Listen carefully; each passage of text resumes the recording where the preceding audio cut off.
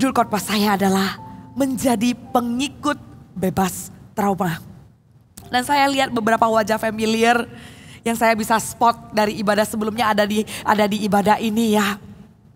Tapi kalau saudara tadi belum mendengarkan ibadah-ibadah sebelumnya, besok hari Senin bisa satu, hari Selasa satunya lagi, Rabu satunya lagi. Wah, makanan rohani ya bagi haus dan lapar, kalian pasti akan dipuaskan dan dikenyangkan. Yang percaya katakan amin. Amin. Kita akan petik pelajaran berharga yang sudah dicatat di Alkitab yang Petrus sudah lalui. Kita bisa melihat teladannya dan kita bisa ambil beberapa kejadian untuk kita bisa hindari juga. Supaya tidak ada penyesalan-penyesalan. Karena firman Tuhan sudah mengajarkan dan memperingati. Jadi kita dengarkan firman Tuhan supaya kita bisa mengikut Yesus sampai akhir hidup kita. Nah, di ibadah ini bagaimana kita menjadi pengikut bebas trauma ada di kitab Yohanes. Di pasal yang ke-21 ayat yang ke-15 sampai 19. Yohanes pasal yang ke-21 ayat 15 sampai 19. Sebelum kita baca perikop ini, trauma apa yang dialamin Petrus? Dia punya kejadian-kejadian yang Petrus kayaknya ingin menghapuskan kejadian itu dari cerita hidupnya. Kita sendiri masing-masing punya kisah ya. Punya kisah yang dalam hidup kita. Yang kalau kita pikir-pikir ada yang membuat kita tersenyum. Ada yang kalau buat kita pikir-pikir. Belum pikirkan komplit ceritanya ya. Baru kejadian awal aja udah bikin kita tuh pengen, aduh saya udah pengen kuburkan wajah saya gitu loh. Aduh jangan ingatin saya sama kejadian itu lagi gitu ya. Ada kejadian yang kalau kita pikir kita nyesal seandainya. Ada kejadian yang bahkan kita gak mau pikirkan karena sudah bikin trauma. Dan ada satu kejadian yang Petrus sendiri membuat dia lari dan menangis terseduh-seduh sewaktu dia menyangkal Yesus selama 3 kali sebelum ayam berkokok. Dan sebelum dia menyangkal, lebih sesaknya lagi. Sebelum dia menyesal, sudah ada peringatan. Sudah dikatakan kepada Petrus, Yesus sudah ngomong, sebelum ayam berkokok, engkau akan sudah menyangkali saya 3 kali. Dan waktu itu kejadian, Anda bisa bayangkan. Aduh. Mengkhianati, menyangkal aja udah cukup sedih gitu ya. Apalagi teringat, sudah diingatkan. Aduh kenapa saya, aduh nyesel. Dia nangis terseduh-seduh, dia menyesal. Tapi di dalam penyesalannya ada buahnya. Saya gak akan ulangi lagi sih ya, itu ada di ibadah yang tadi sebelum ini. Saya membahas penyesalannya Petrus ini. Yang tidak menjadi akhir daripada dia mengikut Yesus. Karena ada ini lagi nih, ada ini lagi. Dan inilah yang Yesus lakukan untuk membuat Petrus bebas dari trauma. Kita baca sama-sama. Sesudah sarapan, Yesus berkata kepada Simon Petrus, Simon anak Yohanes, apakah engkau mengasihi aku lebih daripada mereka ini? Jawab Petrus kepadanya, benar Tuhan, engkau tahu bahwa aku mengasihi engkau. Kata Yesus kepadanya, gembalakanlah domba-dombaku. Kata Yesus pula kepadanya untuk kedua kalinya, Simon anak Yohanes, apakah engkau mengasihi aku? Jawab Petrus kepadanya, benar Tuhan, engkau tahu bahwa aku mengasihi engkau. Kata Yesus kepadanya, gembalakanlah domba-dombaku. Kata Yesus kepadanya untuk ketiga kalinya, Simon anak Yohanes, apakah engkau mengasihi aku? Maka sedihlah hati Petrus karena Yesus berkata untuk ketiga kalinya, apakah engkau mengasihi aku? Dan ia berkata kepadanya, Tuhan, engkau tahu segala sesuatu, engkau tahu bahwa aku mengasihi engkau. Kata Yesus kepadanya, gembalakanlah domba-dombaku. Aku berkata kepadamu, sesungguhnya ketika engkau masih muda, engkau mengikat pinggangmu sendiri dan engkau berjalan kemana saja kau kehendaki. Tetapi jika engkau sudah menjadi tua, engkau akan mengulurkan tanganmu dan orang lain akan mengikat engkau dan membawa engkau ke tempat yang tidak kau kehendaki. Dan hal ini dikatakannya untuk menyatakan bagaimana Petrus akan mati dan memuliakan Allah. Sesudah mengatakan demikian, ia berkata kepada Petrus, ikutlah aku. Ini kata-kata Yesus terakhir, ikutlah aku. Kata-kata Yesus yang pertama, waktu baru kenal sama Simon, namanya belum Petrus, kata-kata yang sama. Simon, engkau akan kunamakan Kefas, yang artinya Petrus batu karang yang teguh. Mari ikutlah aku. Dan di akhir, sewaktu Yesus bangkit, di hari ketiga menampakkan diri dan berbicara kepada Petrus kalimat yang terakhir, ikutlah aku. Petrus dipanggil untuk mengikut Yesus. Kita yang percaya kepada Yesus dan menerima Yesus sebagai juru selamat, maka selama kita masih hidup dan bernafas, kita semua dipanggil mengikut Yesus. Kita semua adalah pengikut-pengikutnya dan ada perjalanan mengikutnya. Ini kata Yesus yang terakhir ya, ikutlah aku. Ya kita kembali ya di ayat yang awal-awal. Kita akan pelajari perikop ini sama-sama. Sesudah sarapan. Sarapan apa ya? Saudara tahu? Di sebelum ayat yang ke-15 ini, nanti baca di rumah ya. Dari ayat yang pertama pasal yang 21 sampai ayat yang ke-14 sebelum yang ke-15 tadi kita baca ya. Yesus menampakkan diri kepada murid-muridnya di pantai Danau Tiberias. Yesus menampakkan kepada diri-dirinya, di situ ada Petrus. Dan waktu itu heboh, berita di mana-mana. Dikatakan Yesus orang Nazaret yang dikatakan Mesias mati di kayu salib. Kemudian murid-muridnya sedih, mereka kecewa. Kemudian ada perjalanan ke Emmaus ya. Perjalanan ke Emmaus. Saudara tahu perjalanan Emmaus dan ke Yerusalem itu dekat sekali. Seharusnya mereka berziarah mau ke Yerusalem. Tapi karena kekecewaan dalam perjalanan, mereka akhirnya berbelok ke Emmaus. Yang akhirnya, akhir daripada cerita ya, saya langsung lompat ya. Mereka tuh menuju ke Yerusalem setelah Yesus menampakkan diri dan mereka sadar. Ngapain ya saya ke Emmaus ya? Itulah keadaan murid-murid Yesus waktu Yesus disalibkan. Mereka ketakutan. Karena mereka rasa guru Mesias yang ada di dalam pikiran mereka adalah pemimpin yang kuat. Bukan pemimpin yang mati dibunuh di atas kayu salib.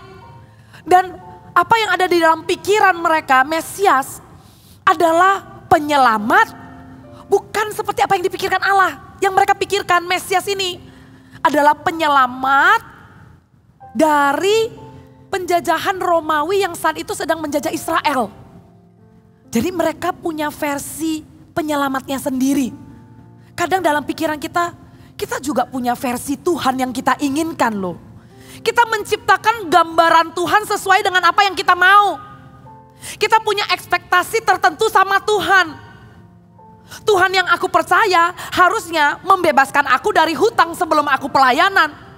Tuhan yang aku percaya dan aku serahkan hidupku harusnya menjawab doaku dulu. Kita punya versi-versi. Dan sebelum itu terjadi, orang bisa tawar hati waktu mengikut Yesus. Imannya bisa tergoncang ikut Yesus. Dan pada saat itu itulah yang terjadi sama murid-muridnya. Mereka kaget. Loh. Kita loh masih dijajah. Kok guru Mesias sudah mati di atas kayu salib? Karena apa yang dipikirkan Allah bukan seperti yang dipikirkan manusia. Versinya hanya menyelamatkan mereka dari jajahan Romawi. Versi Allah jauh lebih besar yang tidak bisa didalami oleh pikiran murid-muridnya saat itu. Bukan cuma menyelamat versi yang mereka pikir dari jajahan, tapi dari belenggu dosa. Dilepaskan dari ikatan dosa, dari kutuk, menang atas sakit penyakit. Yesus ada juru selamat dunia bagi seluruh umat manusia, bukan cuma bagi bangsa Israel. Mereka tawar hati. Lemas. Kayaknya selama saya pelayanan, saya lihat guru saya dengan hikmat, tanda mujizatnya. Loh, sisa kita. Mereka kecewa. Dan mereka ditemukan kembali menjadi nelayan. Petrus kembali. Dalam kekecewaannya, kesedihannya, traumanya. Dia ini pengikut Yesus, murid Yesus. Yang mengikuti setiap hari di dalam pelayanan dan menyaksikan perkara ajaib dan mujizat. Tapi waktu itu terjadi. Wow, itu di persimpangan loh. Persimpangan. Yesus bilang engkau akan menjala manusia. Sudah ada panggilan yang jelas. Dalam hidup kita juga. Setiap dari kita punya panggilan, punya mimpi, punya penglihatan. Tapi waktu fakta tidak sesuai dengan yang kita harapkan. Yang ada di depan mata, yang kalau kita lihat secara fisik, kok gak seperti mimpi dan penglihatan dan janji Tuhan ya. Kita ada di persimpangan untuk terus ikut Tuhan dengan blueprintnya Tuhan. Atau belok ke Emmaus. Atau seperti murid-muridnya berpikir, ya udahlah, hilang pemimpin. Hilang yang mengkoordinasi semua pelayanan mereka. Ya udahlah, kembali ke profesi lama, menjala ikan. Tapi Tuhan Yesus setia loh. Datang menampakkan diri dan suruh mereka menebar jala. Seperti peristiwa yang terulang ya. Awal-awal waktu mereka meninggalkan semuanya, ada satu peristiwa di awal-awal pelayanan. Mereka juga sedang menangkap ikan sepanjang malam dan tidak dapat apa-apa.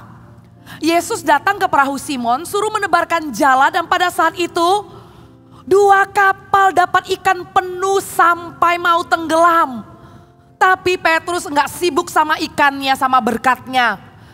Dia melihat mujizat itu, dia tersungkur, aku orang berdosa, dan dia tinggalkan semua ikan itu. Dia tinggalkan semuanya itu dan dia ikut Tuhan. Disitulah titik awal dia ikut Tuhan. Dan kejadian itu terulang lagi. Sewaktu mereka tawar hati. Kadang ya, waktu kita tawar hati, perlu loh buat kita ingat awal pertobatan kita. Sewaktu kita tawar hati, jangan anggap remeh momen-momen bayi rohani itu loh.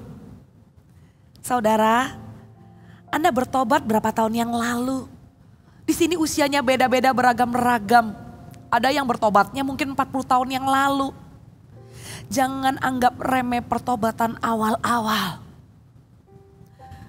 Karena pertobatan awal-awal sewaktu kita dengan murninya encounter sebuah kasih karunia yang begitu mahal. Kita yang gak ngerti kasih karunia itu, coba saya tanya ya. Waktu bertobat rasanya apa? Kayaknya hampir rata-rata jawaban orangnya, rasanya damai. Rasanya damai. Dan waktu bertobat, saya yakin karena itu ada di firman Tuhan. Roh Kuduslah yang menginsafkan. Karena naturalnya manusia yang hidup dalam dosa, tidak ada sesuatu yang baik dalam diri saya. Tidak ada sesuatu yang hidup di dunia yang berdosa ini ya. Nggak mungkin tiba-tiba ya, tanpa ada pekerjaan Roh Kudus, orang itu bisa merendahkan hatinya dan mengaku dosa. Roh Kuduslah yang bekerja menginsafkan dosa. Roh Kuduslah yang menggerakkan hati dan tahu, aduh aku ini nggak layak. Roh Kuduslah yang membuat kita merasa, wow, ini rasanya hidup baru, ini rasanya bertobat. Kok beda ya? Dulu yang saya selalu negatif. Kenapa saya bisa bilang pengharapan? Dulu saya yang kecewa. Kenapa? Kok ada timbul iman? Sewaktu kita tawar hati, ada baiknya perlu untuk kita ingat-ingat awal-awal pertobatan. Dan ini yang murid-murid cicipi. Waktu mereka tawar hati mau belok profesi ya. Mau belok dari panggilannya. Yesus datang suruh mereka tebarkan jalannya. Tebarkan jalannya dan Yesus sudah tunggu mereka dengan makanan. Jadi sebenarnya Yesus butuh gak ikan itu? Butuh gak tangkapan mereka? Nggak butuh. Mereka menangkap 153 ikan yang banyak. Tapi Yesus sudah tunggu mereka untuk sarapan. Suatu Yesus mengingatkan kita akan pertobatan kita. Bukan Yesus mau kita ingat akan jasanya, bukan. Kasih yang Yesus tunjukkan selalu di pikiran Tuhan. Anda, setiap dari kita adalah biji matanya. Adalah biji matanya. Yesus nggak perlu ikannya yang ditangkap murid-muridnya. Karena Yesus sudah siap dengan sarapannya. Lantas, buat apa ikan-ikan 153 itu yang mereka tangkap? Agar mereka ingat kembali awal mula mereka ikut Yesus. Agar mereka ingat kembali keputusan mereka awal-awal. Kejadian yang mirip-mirip. Pertama kali 2 kapal penuh. Yang sekarang ini 153 ikan membuat mereka ingat.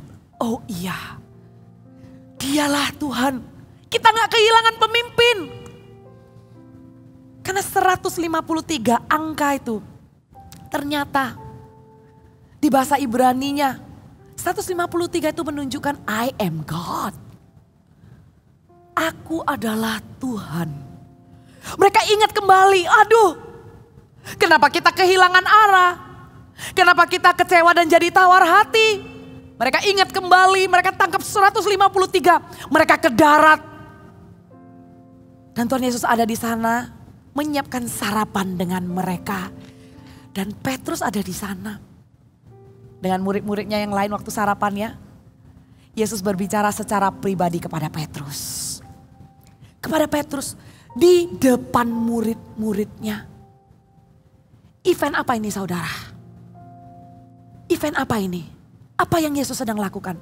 Yesus mau memulihkan trauma Petrus di depan publik. Karena luka, traumanya Petrus, kesedihannya, kegagalannya tidak terkatakan. Pastinya dia malu. Karena waktu Yesus memperingati Petrus, sesungguhnya sebelum ayam berkokok engkau akan engkau akan menyangkal aku 3 kali. Itu murid-murid yang lain dengar. Murid-murid yang lain dengar. Dan sungguh dia menyangkal, dia sedih, dia menangis. Tapi ditemukan, dia masih kumpul sama murid-murid yang lain. Dia gak karena gengsi ya, malu ya. Aduh, reputasinya udah harusnya pindah gereja deh ya. Ya. Kalau ada kesalahan, jangan lari ya dari rumah Tuhan ya. Karena disitulah engkau akan dipulihkan. Petrus gak lari. Walaupun dia malu. Walaupun dia merasa reputasi saya rusak sudah. Dia masih kembali kumpul sama teman-temannya. Dia masih kembali kumpul sama murid-murid yang lainnya. Dan Yesus pandang baik. Dan Yesus pun di pagi hari itu sarapan itu. Yesus mau pulihkan trauma Petrus. Mau mengembalikan confidence-nya. Mau mengembalikan percaya dirinya. Dan Yesus lakukan itu di depan publik dengan berbicara kepada Petrus. Tuhan Yesus tanya, Simon anak Yohanes. Lalu Petrus menjawab, loh kok ada 2 nama? Simon anak Yohanes, apakah engkau mengasihi aku? Kenapa Yesus gak nanya Petrus, apakah engkau mengasihi aku? Yesus menyebutnya dengan nama sebelum Yesus kasih nama yang baru Petrus. Yesus mau ingatkan kepada Simon yang diberi nama Kefas, Petrus ini, bahwa Yesus yang pertama kali menjumpai dia dengan segala kekurangannya, yang waktu dia itu Simon, Yesus dengan kasih dan penerimaan yang sama. Dengan firman yang akan menghidupkan. Dengan kegagalannya pun Yesus mau berbicara kepadanya. Sewaktu kita berdosa ya. Dan ditemukan pertama kali terima Yesus sebagai juru selamat. Polos kan. Dengan segala dosa yang ada. Kita yakin dan percaya kan. Makanya Yesus kita terima masuk ke kehidupan kita. Lah lantas kenapa sih semakin ikut Yesus. Semakin jadi pengikut. Semakin ngerti kebenaran firman Tuhan. Kok semakin susah ya ngampunin diri sendiri ya. Kok semakin perfeksionisnya tingkat tinggi. Semakin susah terima kasih karunia. Disinilah Yesus menunjukkan dengan memanggilnya Simon anak Yohanes. Ingatkan lagi. Simon anak Yohanes. Ingat gak waktu pertama kali ketemu namamu itu masih Simon. Aku mengasihimu. Dan sekarang pun dengan kegagalanmu engkau belum menjadi Petrus, belum jadi batu karang yang teguh, belum. Gereja belum berdiri waktu itu, masih menunggu pencurahan Roh Kudus. Dia masih Simon, belum mengalami transformasi. Yesus tanya, apakah engkau mengasihi aku? Jawab Petrus, engkau tahu bahwa aku mengasihi engkau. Kata Yesus kepadanya, gembalakanlah domba-dombaku. Yesus tanya lagi kedua kali. Kedua kalinya, Simon anak Yohanes, apakah engkau mengasihiku? Jawab Petrus kepadanya, benar Tuhan, engkau tahu bahwa aku mengasihi engkau. Saudara tahu, di bahasa aslinya, Yesus tanya kepada Petrus. Simon anak Yohanes, apakah engkau agape kepada aku? Agape itu artinya kasih tanpa syarat yang berkorban itu loh. Kasih yang memberikan pengorbanan dan tidak mengharapkan apa-apa. Petrus, apakah engkau agape kepada aku? Dan Petrus menjawab, Tuhan engkau tahu, aku phileo kepadamu. Bukan agape, aku phileo. Phileo itu adalah kasih persaudaraan. Bukan kasih yang tanpa syarat dan berkorban itu. Karena kenapa? Petrus ada trauma. Waktu Petrus diperingati dia akan menyangkali. Saudara tahu dia katakan. Sekalipun yang lain imannya goncang, aku tidak akan. Aku bahkan bersedia mati untuk Yesus. Wow. Itu pernyataan iman Petrus sebelum dia menyangkal Yesus. Begitu confidentnya dia katakan, aku tidak akan. Kemudian setelah trauma itu terjadi, dia gak sanggup mengatakan agape, gak bisa. Padahal waktu dia katakan iman yang lain goncang aku tidak, bahkan sekali-kali dia bersedia loh mati. Berarti kan sacrifice, berarti kan agape. Tapi karena ada kejadian dan ada kegagalan yang bikin dia trauma, dia menjawabnya, aku phileo. Yesus engkau tahu aku phileo. Yesus tanya 2 kali, Petrus jawab aku phileo. Dan ketiga kalinya, Yesus tanya, kalau kita lihat di sini pertanyaannya kan sama ya. Simon anak Yohanes, apakah engkau mengasihiku? Kata Yesus untuk ketiga kalinya begitu. Simon anak Yohanes, apakah engkau mengasihi aku? Maka sedihlah hati Petrus. Petrus sedih. Bukan karena Yesus tanya 3 kali. Bukan. Tapi ternyata kasih yang Yesus sebut 2 kali di awal agape itu diganti bahasa aslinya. Yesus tidak lagi tanya Petrus, Simon anak Yohanes, apakah engkau agape kepadaku? Karena Simon mengatakan phileo, dia menunjukkan ketidaksanggupannya. Dia tahu batas kemampuannya sampai mana. Maka Tuhan pun turun ke levelnya Petrus dan bertanya, Petrus apakah engkau phileo kepadaku? Tuhan ganti pertanyaannya. Demi siapa? Supaya Petrus gak merasa terlalu sulit. Supaya Petrus gak ngerasa gapnya terlalu jauh. Itulah Yesus yang mengasihi Anda dan saya lakukan sepanjang saat, dulu, sekarang, sampai selama-lamanya tidak pernah berubah. Sampai melepaskan haknya mengambil rupa seorang hamba, Tuhan sepenuhnya datang ke atas muka bumi, lahir sebagai seorang manusia, merasakan lapar, merasakan ketakutan, keringat darah, disiksa, dicambuk, menggantikan semua dosa kita, semua ditanggung, sakit penyakit kita lah yang ditanggungnya. Semua Yesus lakukan di levelnya kita. Padahal sungguh Dia adalah anak Allah yang sempurna, tidak bercacat celah, tidak pernah ada dosa sedikit pun. Sempurna-sempurna, kudus-kudus, mulia-mulia. Dan begitu konsisten kasih Yesus. Begitu konsisten. Dan itulah membuat Petrus sedih. Membuat Petrus sedih. Siapa aku ini Tuhan? Siapa aku ini Tuhan? Sampai Yesus ganti pertanyaannya. Petrus, apakah engkau phileo kepadaku? Dan di saat itu, selain daripada Petrus merasakan kasih, Petrus juga merasakan pemulihan, karena pada saat itu dia sadar. 3 kali aku ditanyain apakah aku mengasihi Yesus, 3 kali aku menyangkalinya.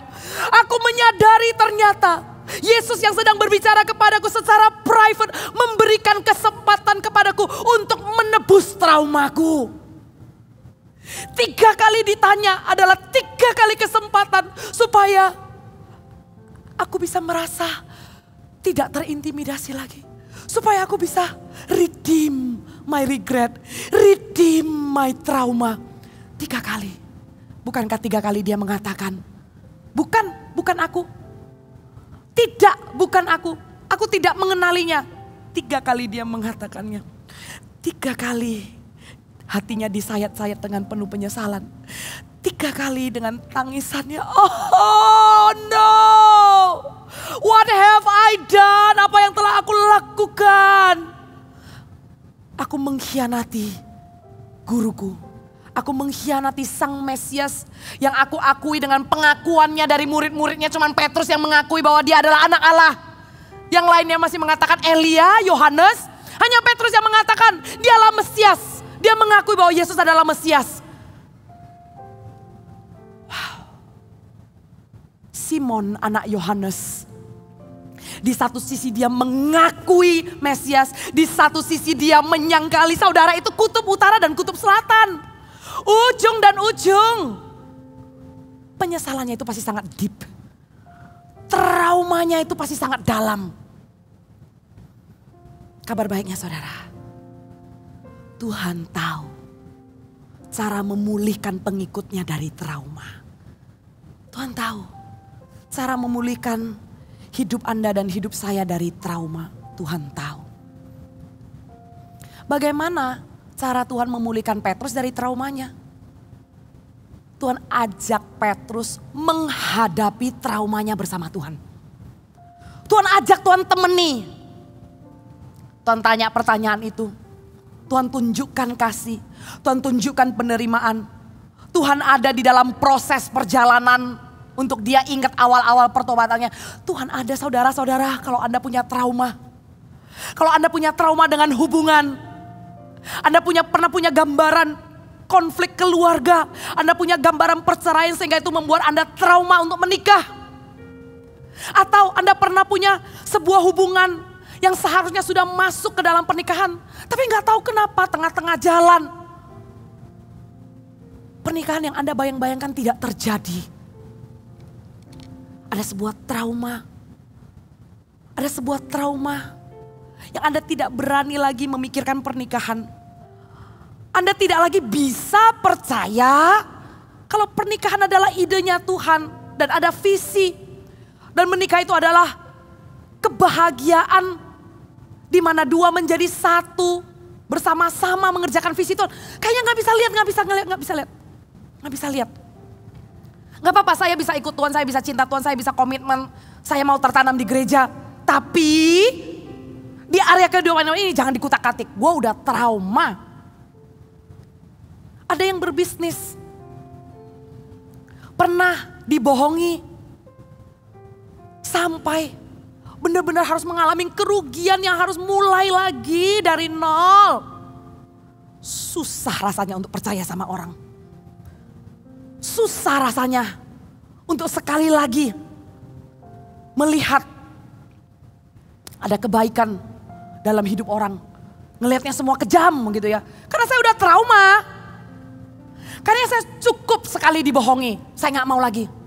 Cukup sekali dibohongi. Saudara, firman Tuhan di malam hari ini. Tuhan mau kita menghadapi trauma kita. Tapi menghadapinya tidak dengan kekuatan sendiri. Tidak dengan kekuatan sendiri. Tidak dengan, jadi orang gak boleh cengeng. Harus kuat, gak boleh manja. Kalau kita push diri sendiri dengan positive thinking. Kalau kita push hanya dengan melawan pikiran kita dengan kekuatan sendiri. Maka berkali-kali kita coba, kita terpelecok lagi. Kita coba, kita terpelecok lagi. Ada luka-luka yang kita harus hadapi bersama dengan Tuhan. Kita tidak bisa mengalami, kita tidak bisa bebas dari trauma itu dengan cara kita sendiri. Untuk itulah pengikut yang bebas trauma. Karena kita sebagai pengikut Kristus, izinkan pemimpin agung kita, Yesus, yang akan mengajari kita bagaimana menghadapi trauma itu. Jangan lari juga dari trauma. Jangan hadapi dengan kekuatan sendiri. Tapi jangan juga melarikan diri, escape. Udah jangan dipikirin deh. Pokoknya dikubur aja dalam-dalam. Sudah jangan diungkit-ungkit. Kita hadapi bersama dengan Tuhan. Dan kita lihat ya. Sewaktu Petrus hadapi bersama dengan Tuhan. Petrus, Yesus ada di levelnya Petrus. Di dalam kapasitas mengasihinya. Yesus akan datang ke dalam kehidupan kita. Anda tidak perlu pikir, saya harus membawa hati yang sudah sempurna, hati yang sudah pulih. Saya gak bisa menghampiri Tuhan dengan keadaan seperti ini. Justru datanglah kepada Tuhan apa adanya. Justru hadapilah trauma itu bersama dengan Tuhan. Dan lihatlah sesuai dengan kebutuhanmu, sesuai dengan porsimu, sesuai dengan kapasitasmu. Tuhan akan membalut luka itu. Tuhan akan sekali lagi membangkitkan rasa percaya diri bagi orang yang trauma dengan jati dirinya. Tuhan sekali lagi akan memulihkan kepercayaanmu dan melihat ada pengharapan.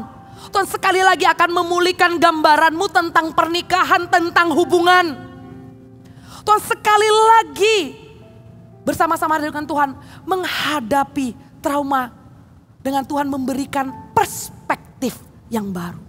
Perspektif, kacamata, gambaran yang tidak lagi kita menoleh ke belakang.